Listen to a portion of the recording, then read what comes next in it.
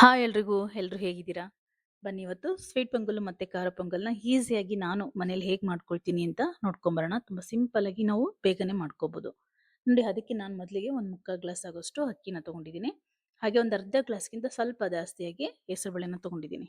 ಹೆಸರುಬೇಳೆನ ಮೊದಲಿಗೆ ನಾವು ಹುರ್ಕೋಬೇಕಾಗತ್ತೆ. ಅಂದ್ರೆ ತುಂಬಾ ಹುರ್ಕೊಳ್ಳೋದಲ್ಲ. ಸ್ವಲ್ಪ ಹಸಿ ಸ್ಮೆಲ್ ಹೋಗೋವರೆಗೂ ಸ್ವಲ್ಪ ಲೈಟಾಗಿ ಫ್ರೈ ಮಾಡ್ಕೋಬೇಕು. ಈ ರೀತಿ ಫ್ರೈ ಮಾಡೋದ್ರಿಂದ ಬೇಗನೂ ಕೆಡಲ್ಲ. ಹಾಗೆ ಆಮ್, ಬೇಯಿಸಿದ ನಂತರ ಸ್ವಲ್ಪ ಅಂಟಂಟ್ ಥರ ಆಗುತ್ತೆ. ಆ ರೀತಿ ಆಗದೆ ಇರುತ್ತೆ. ನೋಡಿ ಇದಾಗಿದೆ. ಬನ್ನಿ ಇದನ್ನ ಅಕ್ಕಿ ಜೊತೆಗೆ ಹಾಕೊಂಡು ನೀಟಾಗಿ ಒಂದ್ 2ರಿಂದ 3 ಸಲ ನೀಟಾಗಿ ತೊಳ್ಕೊಂಡು ಬರೋಣ. ಈ ರೀತಿ ಮಾಡೋದ್ರಿಂದ ನಮಗೆ ಪೊಂಗಲ್ ಮಾಡೋದು ಕಷ್ಟ ಅನ್ಸಲ್ಲ, ಈಸಿ ಆಗುತ್ತೆ. ಇವಾಗ ನಾನು ಸ್ವೀಟ್ ಪೊಂಗಲ್‌ಗೂ ಹಾಗೆ ಖಾರ ಪೊಂಗಲ್‌ಗೂ ಎರಡಕ್ಕೂನು ಒಟ್ಟಿಗೆ ನಾನು ಕೂಗಿಸ್ಕೊಳ್ತಾ ಇದ್ದೀನಿ. ನೋಡಿ ಈಗ ಒಂದು 4, 5 ಸಲ ನೀಟಾಗಿ ತೊಳ್ಕೊಂಡು ಬಂದಿದ್ದೀನಿ. ನಾವು ನಾರ್ಮಲ್ ಆಗಿ ಅಕ್ಕಿಗೆ ಹೇಗೆ ಇಡ್ತೀವಿ ನೀರು, ಅದಕ್ಕಿಂತ ಸ್ವಲ್ಪ ಜಾಸ್ತಿಯಾಗಿ ನಾವು ನೀರನ್ನ ಇಟ್ಕೋಬೇಕಾಗತ್ತೆ. ಇದರ 2ರಿಂದ 3 ವಿಸಿಲ್ ಕೂಗಿಸ್ಕೊಳ್ಳೋಣ. ಇದು ಕುಕ್ಕರ್ ಕೂಗೋಷ್ಟ್ರೊಳಗಡೆ ನಾವು ಖಾರ ಪೊಂಗಲ್‌ಗೆ ಕೊತ್ತಂಬರಿ ಸೊಪ್ಪು, ಹಾಗೆ ಹಸಿಮೆಣಸಿನಕಾಯಿ, ಶುಂಠಿ ಇಷ್ಟನ್ನು ರೆಡಿ ಮಾಡ್ಕೋಬೇಕಾಗತ್ತೆ. ಕಂಪಲ್ಸರಿ ಶುಂಠಿ ಹಾಕಲೇಬೇಕು ಪೊಂಗಲ್‌ಗೆ, ಆಗ್ಲೇ ಅದು ಟೇಸ್ಟ್ ಅನ್ನೋದು ಚೆನ್ನಾಗಿರುತ್ತೆ. ಖಾರಕ್ಕೆ ನಾವು ಇಲ್ಲಿ ಒಣ ಹಸಿಮೆಣಸಿನಕಾಯಿ ಮತ್ತೆ ಮೆಣಸನ್ನ ಬಳಸ್ತಾ ಇದ್ದೀವಿ. ನೋಡ್ಕೊಂಡು ನಿಮ್ಮ ಖಾರಕ್ಕೆ ತಕ್ಕಂಗೆ ನೀವು ಯೂಸ್ ಮಾಡ್ಕೋಬಹುದು. ಹಸಿಮೆಣಸಿನಕಾಯಿ ಹಾಕೋದ್ರಿಂದ ಟೇಸ್ಟ್ ಅನ್ನೋದು ಚೆನ್ನಾಗಿರುತ್ತೆ ಈ ಪೊಂಗಲ್‌ಗೆ, ಖಾರ ಪೊಂಗಲ್‌ಗೆ. ನಾನು ಸ್ವಲ್ಪ ನೀರಾಗಿ ಮಾಡ್ತೀನಿ ಪೊಂಗಲ್ಲು. ನಾರ್ಮಲ್ ಆಗಿ ಸ್ವೀಟ್ ಪೊಂಗಲ್, ಖಾರ ಪೊಂಗಲ್ ಮಾಡೋದಾದ್ರೆ ಈ ರೀತಿ ಮಾಡ್ತೀನಿ. ಬರೀ ವೆಣ್ ಪೊಂಗಲ್ ಅಂತ ಮಾಡ್ತಾರೆ ತಮಿಳ್ನಾಡಲ್ಲಿ. ಅದಾದ್ರೆ ಸ್ವಲ್ಪ ಗಟ್ಟಿಯಾಗಿ ಮಾಡಿ ಅದಕ್ಕೆ ಸ್ವಲ್ಪ ಸಾಂಬಾರ್ ಅಥವಾ ಚಟ್ನಿ ಆಗಲಿ ಮಾಡ್ಕೊಳ್ತೇನೆ. ನೋಡಿ ಈಗ ಎಲ್ಲವೂ ರೆಡಿ ಆಗಿದೆ. ಹಾಗೆ ನಾವು ಸ್ವೀಟ್ ಪೊಂಗಲ್‌ಗೆ ಸ್ವಲ್ಪ ಹಾಲನ್ನ ಕಾಯಿಸಿಟ್ಕೊಳ್ಳೋಣ. ಹಾಗೆ ನಾವು ಈಗ ಸ್ವೀಟ್ ಪೊಂಗಲ್‌ಗೆ ದ್ರಾಕ್ಷಿ ಗೋಡಂಬಿನ ತುಪ್ಪದಲ್ಲಿ ಫ್ರೈ ಮಾಡಿ ಇಟ್ಕೊಂಡ್ಬಿಡೋಣ.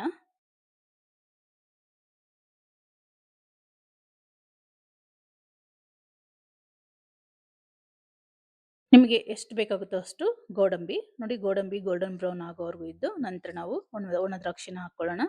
ಅದನ್ನು ಹಾಕೊಂಡು ಚೆನ್ನಾಗಿ ಫ್ರೈ ಮಾಡಿಕೊಂಡು ಸೈಡ್ ಇಟ್ಕೊಳ್ಳೋಣ. ನೋಡಿ ಕುಕ್ಕರು ಸಹ ಕೂಗಿದೆ ಈಗ.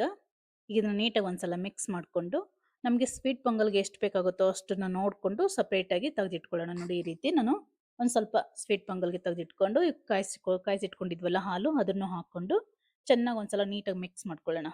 ಇದೆಲ್ಲ ಚೆನ್ನಾಗಿ ಮಿಕ್ಸ್ ಮಾಡ್ಕೊಂಡ ನಂತರ ನಿಮಗೆ ಸಕ್ಕರೆ ಆಗಲಿ ಬೆಲ್ಲ ಆಗಲಿ ನಿಮ್ಮ ಇಷ್ಟ. ನಾನು ಇಲ್ಲಿ ಬೆಲ್ಲ ಹಾಕ್ಕೊಳ್ತಿದ್ದೀನಿ, ಆರ್ಗಾನಿಕ್ ಬೆಲ್ಲ. ಇದು ಸ್ವಲ್ಪ ಕಲರ್ ಬ್ಲ್ಯಾಕ್ ಇರುತ್ತೆ.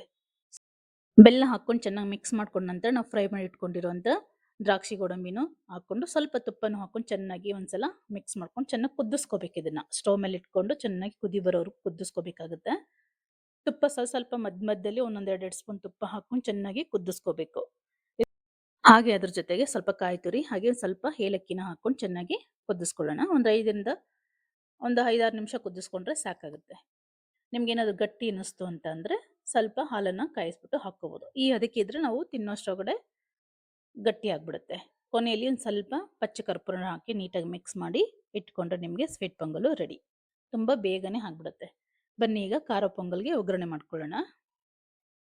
ನೋಡಿ ಖಾರ ಪೊಂಗಲ್ ಮಾಡುವಾಗಲೂ ನೀವು ತುಪ್ಪನೇ ಯೂಸ್ ಮಾಡ್ಕೋಬೇಕಾಗುತ್ತೆ. ಆಗಲೇ ಅದು ಟೇಸ್ಟ್ ಅನ್ನೋದು ಚೆನ್ನಾಗಿರುತ್ತೆ. ಒಂದು 3ರಿಂದ 4 ಸ್ಪೂನ್ ಆಗೋಷ್ಟು ತುಪ್ಪನ ಹಾಕ್ಕೊಳ್ತಾ ಇದ್ದೀನಿ. ತುಪ್ಪ ಕಾದ ನಂತರ ಜೀರಿಗೆ, ಮೆಣಸು ಎಲ್ಲ ಹಾಕ್ಕೊಳ್ಳೋಣ. ಜೀರಿಗೆ ಸ್ವಲ್ಪ ಹೆಚ್ಚಿಗೆ ಹಾಕೋಬೇಕಾಗತ್ತೆ.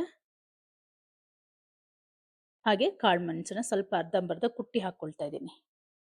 ಅದೆಲ್ಲ ಚೆನ್ನಾಗಿ ಫ್ರೈ ಮಾಡೋ ನಂತರ ತುರಿದಿಟ್ಕೊಂಡಿರೋ ಶುಂಠಿ, ಸ್ವಲ್ಪ ಅರಿಶಿನನೂ ಹಾಕ್ಕೊಂಡು ಚೆನ್ನಾಗಿ ಫ್ರೈ ಮಾಡ್ಕೊಳ್ಳೋಣ. ಶುಂಠಿನ ತುಪ್ಪದಲ್ಲಿ ಫ್ರೈ ಮಾಡೋದ್ರಿಂದ ಅದ್ರ ಫ್ಲೇವರ್ ಅನ್ನೋದು ತುಂಬಾನೇ ಚೆನ್ನಾಗಿರುತ್ತೆ. ಟೇಸ್ಟ್ ಕೂಡ ತುಂಬ ಚೆನ್ನಾಗಿರುತ್ತೆ. ಹಾಗೆಯೇ ಹಸಿಮೆಣಸಿನ್ಕಾಯಿ, ನಿಮ್ಮ ಖಾರಕ್ಕೆ ಎಷ್ಟು ಬೇಕಾಗುತ್ತೋ ಅಷ್ಟು ಹಸಿಮೆಣಸಿನ್ಕಾಯಿ, ಹಾಗೆ ಒಂದು ಸ್ವಲ್ಪ ಕರಿಬೇವನ್ನು ಹಾಕ್ಕೊಳ್ಳೋಣ. ಆಕ್ಚುಲಿ ನಾನು ಗೋಡಂಬಿನ ಮೊದಲೇ ಹಾಕೋದು ಮರ್ತಿದ್ದೆ, ಹಾಗಾಗಿ ಕೊನೆಯಲ್ಲಿ ಹಾಕ್ಕೊಳ್ತಾ ಇದ್ದೀನಿ. ನೀವು ಹಾಕ್ಕೊಳ್ಳೋದಾದ್ರೆ ಮೊದಲೇ ಹಾಕ್ಕೊಳ್ಳಿ. ಗೋಡಂಬಿ ಹಾಕ್ಕೊಳ್ಳೋದ್ರಿಂದ ಪೊಂಗಲ್ ತಿನ್ನುವಾಗ ಚೆನ್ನಾಗಿರುತ್ತೆ. ನೋಡಿ ನಾನು ಆಲ್ರೆಡಿ ಬಿಸಿನೀರನ್ನ ಚೆನ್ನಾಗಿ ಕಾಯಿಸಿಟ್ಕೊಂಡಿದ್ದೀನಿ.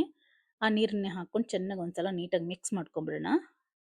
ನಂತರ ನಾವು ರುಚಿಗೆ ತಕ್ಕಷ್ಟು ಉಪ್ಪನ್ನು ಹಾಕ್ಕೊಂಡು ನಾವು ಒಗ್ಗರಣೆ ಮಾಡಿ ಇಟ್ಕೊಂಡಿದ್ವಲ್ಲ ಆ ಒಗ್ಗರಣೆನೂ ಹಾಕ್ಕೊಂಡು ಇದರ 5ರಿಂದ 6 ನಿಮಿಷ ಅಥವಾ ಒಂದು 10 ನಿಮಿಷ ಚೆನ್ನಾಗಿ ಕುದಿಸ್ಕೋಬೇಕು. ಇದ್ರ ಜೊತೆಗೇನೆ ಸ್ವಲ್ಪ ಕೊತ್ತಂಬರಿ ಸೊಪ್ಪು ಎಲ್ಲವೂ ಹಾಕ್ಕೊಂಡು ಚೆನ್ನಾಗಿ ಕುದಿಸ್ಕೊಂಡ್ರೆ ನಿಮಗೆ ಖಾರ ಪೊಂಗಲ್ಲು ರೆಡಿ ಆಗುತ್ತೆ. ತುಂಬಾನೇ ಚೆನ್ನಾಗಿರುತ್ತೆ. ಈ ರೀತಿ ತೆಳ್ಳಕ್ಕೆ ಮಾಡ್ಕೊಳ್ಳೋದ್ರಿಂದ ತಿನ್ನುವಾಗ ತುಂಬಾನೇ ಚೆನ್ನಾಗಿರುತ್ತೆ. ಕೊತ್ತಂಬರಿ ಸೊಪ್ಪು ಕಂಪಲ್ಸರಿ ಹಾಕಲೇಬೇಕು. ಹಾಗೆ ಇದ್ರ ಜೊತೆಗೆ ಸ್ವಲ್ಪ ತೆಂಗಿನಕಾಯಿ ತುರಿನೂ ಹಾಕ್ಕೊಂಡು ಚೆನ್ನಾಗಿ ಕುದಿಸ್ಕೋಬೇಕು. ಇದೆಲ್ಲ ಹಾಕೊಂಡ ನಂತರ ಒಂದು 10 ನಿಮಿಷ ಚೆನ್ನಾಗಿ ಕುದಿಸ್ಕೋಬೇಕಾಗುತ್ತೆ. ನೀರನ್ನ ನೋಡ್ಕೊಂಡು ನಿಮಗೆ ಕಾಯಿಸ್ಕೊಂಡು ಬಿಸಿನೀರು ಹಾಕ್ಕೊಳ್ಳೋದ್ರಿಂದ ಚೆನ್ನಾಗಿ ಹೊಂದ್ಕೊಳ್ಳುತ್ತೆ. ಹಾಗಾಗಿ ಬಿಸಿನೀರನ್ನೇ ಹಾಕ್ಕೊಳ್ಳಿ. ಒಂದು 10 ನಿಮಿಷ ಚೆನ್ನಾಗಿ ಕುದಿಸ್ಕೊಂಡ್ರೆ ನಿಮಗೆ ತುಂಬಾನೇ ರುಚಿಕರವಾದ ಖಾರ ಪೊಂಗಲ್ ಕೂಡ ರೆಡಿಯಾಗಿದೆ. ನೋಡಿ ಈ ರೀತಿ ಚೆನ್ನಾಗಿ ಕುದಿಬೇಕು. ನೋಡಿ ಎಷ್ಟು ಈಸಿಯಾಗಿ ನಾವು ಸ್ವೀಟ್ ಪೊಂಗಲ್ ಮತ್ತು ಖಾರ ಪೊಂಗಲ್ಲು ಮಾಡ್ಕೋಬೋದು. ನಿಮ್ಗೇನಾದರೂ ಈ ರೆಸಿಪಿ ಇಷ್ಟ ಆಗಿದ್ರೆ ಮರೀದೆ ಒಂದು ಲೈಕ್ ಕೊಡಿ. ಹಾಗೆ ಇನ್ನೂ ಯಾರೆಲ್ಲ ನನ್ನ ಚಾನಲ್ ಸಬ್ಸ್ಕ್ರೈಬ್ ಮಾಡ್ಕೊಂಡಿಲ್ಲ ದಯವಿಟ್ಟು ಸಬ್ಸ್ಕ್ರೈಬ್ ಮಾಡ್ಕೊಂಡು ನೋಡಿ.